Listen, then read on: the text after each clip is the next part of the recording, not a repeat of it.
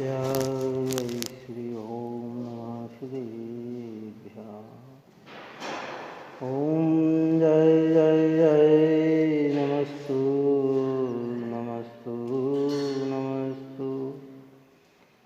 मंगलम भगवान वीरो मंगलम गौतमो गणी मंगलम कुंद कुंदाद्यो जयेन्द्रमस्तु मंगलम। सर्वमंगलमांगल्यं सर्वकल्याणकारकं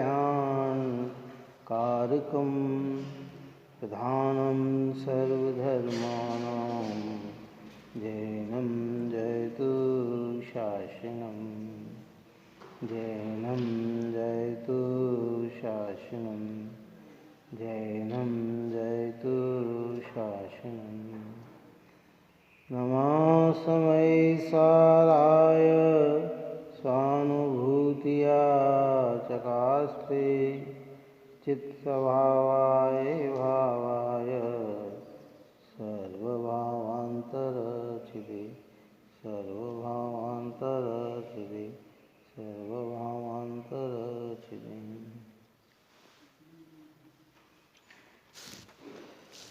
कथा 46 नंबर की चल रही थी। शुद्धात्म तत्व की उपलब्धि से ही संवर तत्व कैसे होता है, इसके उत्कर्ष रूप में गाथा कही थी कि जो अपने आत्मा को ऐसा जानता है कि मैं शुद्ध हूँ, वह शुद्धात्मा को प्राप्त होता है, और जो अपने को अनशुद्ध अनुभव करता है वह अशुद्धता को प्राप्त होता है। प्रत्येक जीवात्मा चिन्मात्र चैतन्य ज्योति स्वरूप अनादि से ही अपने चैतन्य रूप ही रहा है। ऐसी जो अनुभूति है वो अनुभूति अनादिकालीन मिथ्या भाव को तोड़ देती है। काय को तोड़ देती है? मिथ्या भाव। जब मिथ्यात्व का अभाव होता है वहीं संवर की उपलब्धि हो जाती है। देखिए भावार्थ कहते हैं कि जो जीव अखंड धारावाही ज्ञान से आत्मा को निरंतर शुद्ध अनुभव किया करता है, उसके राग देश मोह रूप भावाश्रय रुकते हैं, इसलिए वह शुद्ध आत्मा को प्राप्त करता है। और जो जीव अज्ञान से आत्मा को अशुद्ध अनुभव करता है, उसे राग देश मोह रूप भावाश्रय नहीं रुकते, इसलिए वह अशुद्ध आत्मा को ही प्राप्त करता है। इस प्रकार सिद्ध हुआ कि शुद्ध आत्मा की उपलब्धि से अनुभव से ही संवर होता है। जो जीव जिस जीव ने भी भेद ज्ञान के द्वारा संयोगों से शरीर इंद्रिय मन वाणी से अष्टकर्म से और शुभाशुभ भाव से भी भिन्न चैतन्यपने की अनुभूति की है, अखंड धारावाही ज्ञान से, यानी दृष्टि एक चिन्मात्र चैतन्य की जिसकी अखंड बने, है ना। क्योंकि सम्यक्त में अविराम आत्म प्रतीति होती है, विराम नहीं। ऐसा नहीं कि सम्यक दर्शन हुआ आज प्रतीति है और कल प्रतीति नहीं, कि वो तो निरंतर हर समय, जैसे ऊपर में दृष्टांत दिया वो दृष्टांत हमेशा स्मरण में रखना कि सोना कितनी ही प्रचंड अग्नि में तपाया जाए फिर भी सोना स्वर्णत्व स्वभाव को नहीं छोड़ता। ऐसे ज्ञानी सम्यक दृष्टि जीव ने जब भेद ज्ञान करके अपने शुद्धात्मा की दृष्टि बनाई कि मैं एक चिन्मात्र उपयोग स्वरूप हूँ, उस उपयोग स्वरूप की दृष्टि बनते ही चाहे अब कैसे ही कर्म का उदय आए, तो भी ज्ञानी उस प्रतीति का त्याग करते नहीं है। तो वहाँ क्या होता है कि संवर भावना प्रारंभ हो जाती है। अभी क्या चल रहा है? आश्रव। अभी हमारा क्या चल रहा है? राग को ही जीव मानने से, राग को ही अपना स्वभाव मानने से जितने भी प्रकार की प्रक्रिया है वे सब आश्रव रूप परिणमित हो रहे हैं, अनशुद्ध हो रहे हैं। कैसे हैं? शुद्ध नहीं हो रहे, हम क्या क्या हो रहे हैं? अशुद्ध। जैसा अपने को मानेंगे, जैसा अपने को मानेंगे वैसे ही अपनी परिणति में भाव जन्म लेंगे। काय के जन्म लेंगे? कल अपन ने काय था है? जब तक महिला अपने को माँ नहीं मानती है तो राग नहीं आता, और जैसे ही लगा कि मैं माँ हूँ तो उसको बच्चे के प्रति क्या होगा? सहज राग आए। ऐसे जहाँ हमने अपने को चैतन्य रूप स्वीकार किया तो फिर हर समय हमें ये ख्याल रहेगा कि अरे मैं तो ज्ञाता ज्ञाता और ज्ञाता हूँ। अविराम श्रद्धा, विराम श्रद्धा नहीं, अपने अखंड ज्ञानानंद स्वभाव की, ज्ञान और आनंद स्वभाव की अविराम श्रद्धा वही सम्यक है। श्रीमद रायचंद जी ने यही बात कही कि आत्मा की ज्ञान और आनंद स्वभाव की अविराम श्रद्धा, बिना विराम के कहीं भी गैप न हो।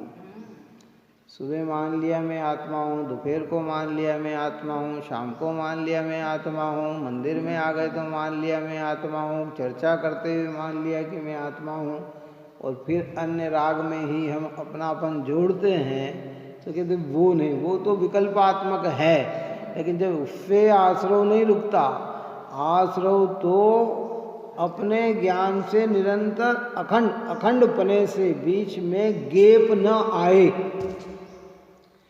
अभी अनादिकाल से हमारी अखंड काय की धारा चल रही, राग की धारा चल रही,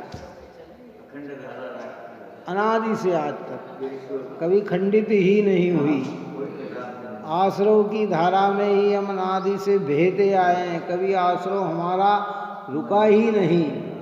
क्या अब जिनावाणी के निकट आकर जैसे वो धारा चली, ऐसे मैं उपयोग स्वरूप हूँ।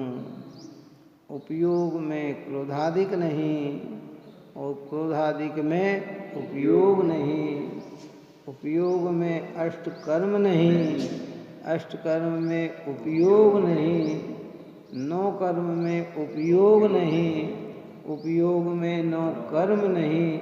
ऐसी एक अखंड धारा चलकर जब ज्ञान रूप अपने को अनुभव करता है तो वहाँ अनादिकालीन मिथ्या संबंधी आश्रव रुक जाता है।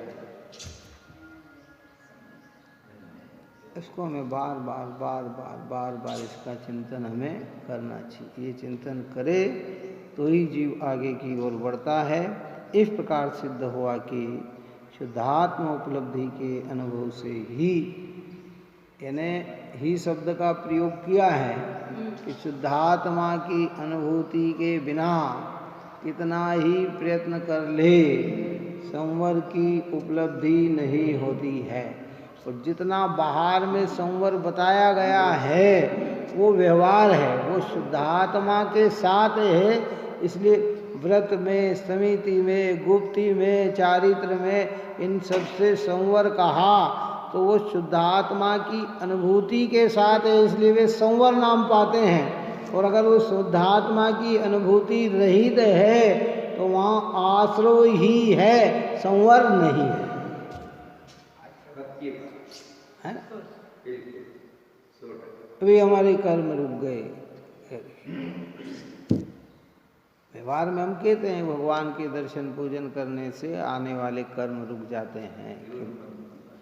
शुद्धात्मा की अनुभूति के साथ ये प्रवृत्ति होती है तो रुकते हैं।